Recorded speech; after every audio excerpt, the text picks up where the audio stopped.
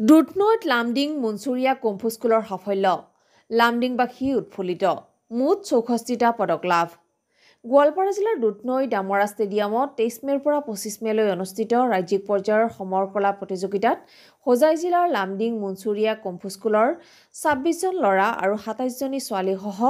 মুঠ 43 গৰাকী ছাত্ৰ-ছাত্ৰীয়ে অংশগ্ৰহণ কৰি মুঠ 64টা পদক অৰ্জন কৰিবলৈ সক্ষম হয় ইয়াৰে 22টা সোণৰ 17টা ৰূপৰ আৰু 24টা ব্ৰঞ্জৰ পদক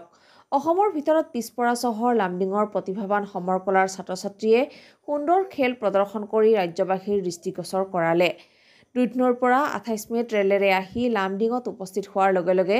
লামডিঙৰ জনপ্ৰিয় বিধায়ক শিবু মিশ্ৰ আৰু মুনচুৰীয়া কুম্ফু স্কুলৰ প্ৰশিক্ষক বিপ্লৱ আচাৰ্যী উপস্থিত হৈ উষ্ম আদৰণি জনায় আৰু অধিক উৎসাহ উদ্দীপনা জনায়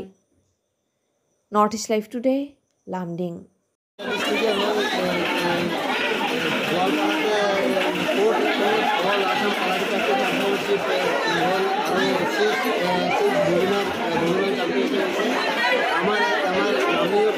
ডিস্ট্ৰিক্ট হয় লামডিং লঙ্কা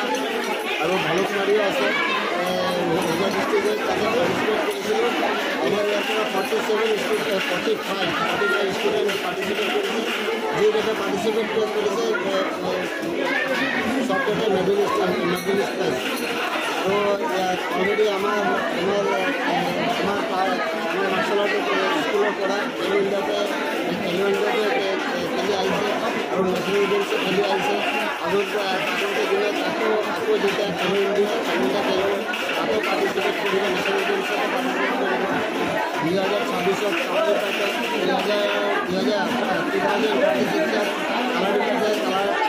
অলিম্পিক গেম হ'ব তাতে আমাৰ অসমৰ পৰা অলিম্পিকত পাৰ্টিচিপেট কৰিব খেল খেলিলে আমাৰ গাটো ভাল থাকে গা ভাল থাকিলে কেতিয়া আমি কেতিয়া গা নহয় আপচৰ পৰা বাচিব লাগিলে আমাৰ খেলটো জীয়াই ৰাখিব লাগিব মানে যে নৱপ্ৰজন্মই খেলটো ধৰি ৰাখিছে আমি আন্তৰ্জাতিক ধৰ্ম জ্ঞাপন কৰিছোঁ সকলোৱে অহা দিনত ডাকমুক্ত অসম ডাকমুক্ত দেশ নিৰ্মাণ কৰাৰ কাৰণে আমাৰ খেলটো জীয়াই ৰাখিব লাগে